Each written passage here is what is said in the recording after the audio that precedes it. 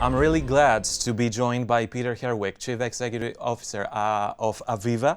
Hello, Peter. How are you? Hi, nice to see you. Nice to see you.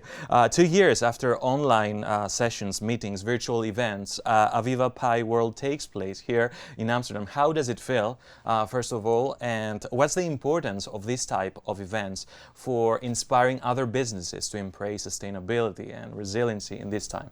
Well, first of all, it is indeed great to be back in person. While we've had more than 1,000 people also online, but I think you could see the vibe in the room. And one of the things we've learned from being very transactional virtual, we're moving to a conference where innovation is generated because clients come together. That's why it's so important. We want to have clients talk to clients in the same industry, and that's really important because that's where innovation is generated.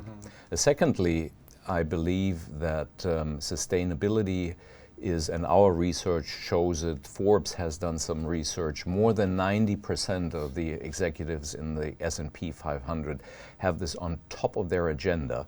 And from that perspective, our technology can really create impact in driving CO2 footprint down in the industries where we're active. So it becomes our responsibility. We call it our green handprint, if you will, to give our hand to our clients to help them reduce CO2 footprint.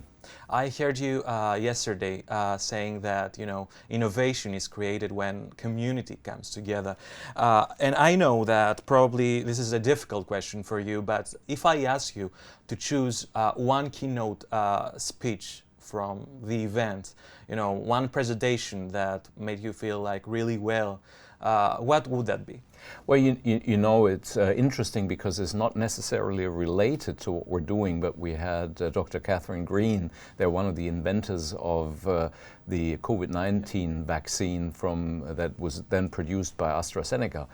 And she said, we are well prepared today for the next vaccine, if you will, because we have access to data. Data makes a real difference. And that's kind of what we're talking to our clients. And I'm not necessarily talking only data. I want to be more differentiated. It is the move from raw data, where you have unstructured data, to data that has more meaning, to what we call information. And at the end of the day, she was talking about information because there is context to it, and there is history to it, and we can relate it to certain events. And that drives innovation forward, to have all this information, because it's complex, the world. And we're considering ourselves as a company that worries about information in the industrial world. Although it was a clear trend previously, the confinement of large parts of the planet has led to a huge leap towards digital things. Do you feel that this trend will remain the same in the coming years? Well, I think we've been talking about digital transformation and digitalization for a long time, and there were improvements, if you will, and acceleration. Now, the pandemic has accelerated it drastically in people working together virtually, and all of a sudden deploy technologies more at ease, if you will, cloud, voice recognition, face recognition, all these kind of things were deployed at scale. And then if you go into the industrial world, people needed to figure out, how can I run my plant with half the people? Yeah. And so they wanted to see, what can I do remotely? How can I make sure I get more out of my factory without having all the people there? So the deployment of software and digital tools, as we say, has gone up. So we do see tailwind in this going forward. From that perspective, I'm bullish on digitization as a mega trend trying to will be driven forward. Do you believe that these companies that had previously invested in digitalization, these companies that had invested and had spent so much money before the pandemic, would be in a better position compared with other companies that start right now? I wouldn't necessarily say that, and the reason I do say it is there has been a lot of kind of trying out and doing proof of concepts and so forth. And it's not about the technology, but it is about the value it can create. And there was a lot of testing of or proof of concepts. Does it create value? Now, there are a lot of people that are kind of, you would consider fast followers. They see it has created value for other companies, so they're not going through proof of concept. They go into immediate deployment of the technology and into the transformations. Not only technology, but there's also transformation that needs to happen in the companies. And some are just very dedicated in implementing and transforming. I think those will be the winners, to do it fast, to do it rigorously, and drive it forward. Of course, in the last couple of months, of years probably, the world has completely changed. Skyrocketing energy prices, discussions about energy security. Do you feel that all these kind of things will be a barrier in this journey that businesses have in decarbonizing their operations? Well, of course, the discussion on security of energy are very new. Yeah. Or let's put it this way, they've been really augmented in the last 3 months, if you will. There is, of course, the fear that certain other things like sustainability or CO2 footprint, will take a number 2 or number 3 or number 4 position because other things have become more important. In talking with our clients, if you go to the right level, they also look into the future, and they know it's going to be decisive to make sure that their companies have a sustainable future. So at the end of the day, both of those things will be continued to driven forward, in my view. We are talking about energy security. There are so many critics out there that they are saying that fossil fuels will be an important component of a future energy market. What do you think about it? I think fossil fuels will not only play a role in creating power, but they're also used further in the value chain of chemicals into specialty chemicals, into pharmaceuticals. So the whole, if you will, the molecule around the sea will play a major role. Of course, and there are a lot of assets out there that do generate power through combustion. And from that perspective, they're not going to go away.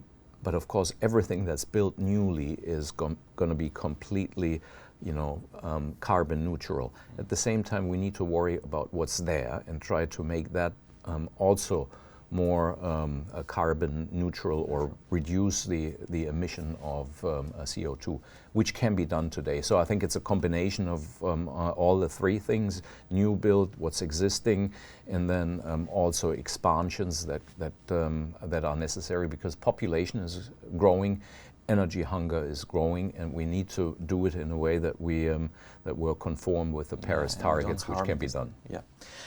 There are some technologies such as 5G, IoT, artificial intelligence, virtual reality, augmented reality, are being applied across a wide spectrum of application in transportation, manufacturing, in buildings. Which technology do you think that holds the biggest promise? I think it depends really on the application. I think there is no single answer to it. It's all of those play a role. Now, if you have time during our conference, we'll introduce all visitors tomorrow to the industrial metaverse. And this is quite exciting. Is that going to be the trend of the future? I don't think so. It's one component. It's an important component, because whatever our clients do, they have digital twins. They have a digital twin for process. They have a digital twin for the plant, and so forth. And we'll bring this together with respective visualization, with respective infused AI, and of course bandwidth and cloud will be helpful in doing it. So it's a complex world from that perspective. All of those things will help to drive technology forward and impact forward. Impact is more important. How can large energy companies accelerate the scaling up of innovative technologies? I think one of the things we've learned over the last years is there was a lot of trial and error, and a lot of people were saying, I need to have a proof of concept and so forth. I think it is proven. it is proven that most of the technologies that we have and others also offer do create impact and value. So no need to trial and error again, but deploy and scale.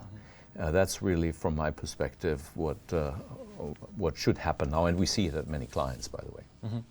We have seen AVEVA's first sustainability report with commitments of the highest level of ambition under the Paris Agreement, with commitments to achieve net zero emissions from operations, Scope 1 and Scope 2 emissions, and halve Scope 3 emissions by 2030.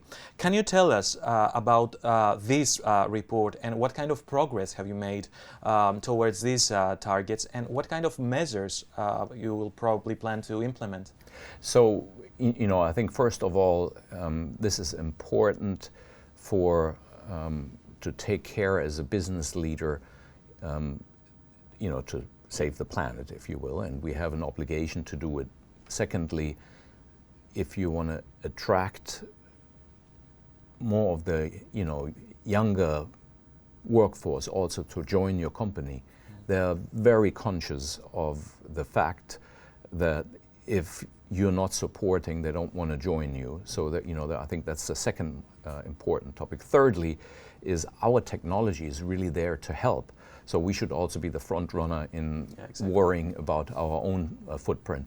And sometimes some of those initiatives are not totally popular, if you will. So we're exchanging the fleet of company cars, going to be only electric if we go forward. Not in every country, not every person is a total fan, but that's what it is. We're driving energy usage of our buildings down. We only purchase renewable energies to drive where we can control it, the buildings that we do. We try to reduce travel respectively. We try to change some of the behaviors of people. We try to make our software run more on the cloud, because the cloud processing and storage is usually carbon neutral. So quite a wide range of activities that we're driving forward. But it requires engagement from the top, because sometimes decisions are hard,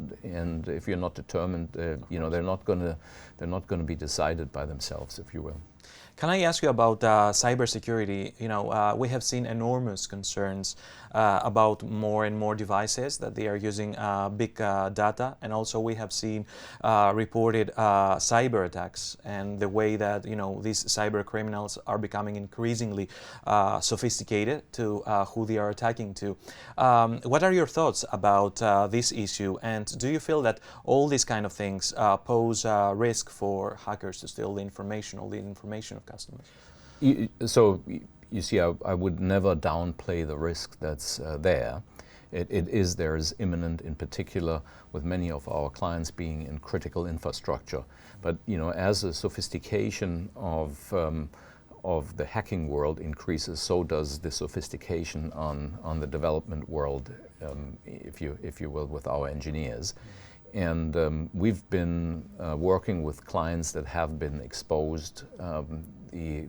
We're lucky to have kept their critical infrastructure clean, if you will. But it is a battle that goes on, and it requires investment on our side, and it requires investment at the client side, because many times it's not a technological issue; it is rather a human issue that's there. Then combined maybe with loops in the technical world, and that's what we're trying to work on, close, participate in friendly hacker events, and make sure that whatever we bring to market is as safe as possible, and it's going to be updated as frequently as possible. That's why many people are also interested in moving more to a subscription model, where they get the latest and greatest technologies and update all at the same time. While cloud is also, to a large extent, an increase in safety, if you will. Yeah. We every day hear about net zero targets, about carbon neutrality ambitions. How optimistic you are that all these targets will be met, by the time that they have been set, It's a tough journey that's in front of us. Let's make no mistake. And by no means we have a clear roadmap all the way to the end. But what's important is to set targets, and not only many years ago, but also in the years in between. That's what we've done. We have targets for this year, for next year, for 25, and it's important that we work on those. It's going to get tougher, but at the same time, if you take a step back and look at the last 15 years, if you will, how much has changed in 15 years in regards to renewables coming up, people worrying about their CO2 footprint, alternatives that are there. Then I'm quite optimistic. At the same time, of course, there is a lot of hunger for more energy that we also need to worry about. So it's a challenge, but I always say we're the last generation who can fix that problem, and I'm determined to support. If we had, this superpower that we could see the future in about 20 years' time, what you would like to see AVEVA doing in this field of sustainability, of achieving its goals? I'm a big believer in technology and in engineering, because the greater the problem, the more brain power is combined to resolve it. And if you've seen the progress of technology in the last 30, 40 years, it's been massive. And the deployment time has also significantly shrunk. With that, I want to be around in 20 years, probably in a different function by then. But I see in particular software that people say will rule the world. I think will play a major role in fast deployments, in connecting different technologies and creating progress. Peter, thank you very, very much for your time. It was really a pleasure talking to you. Thank you. Same here. Good to see you. Thanks for coming.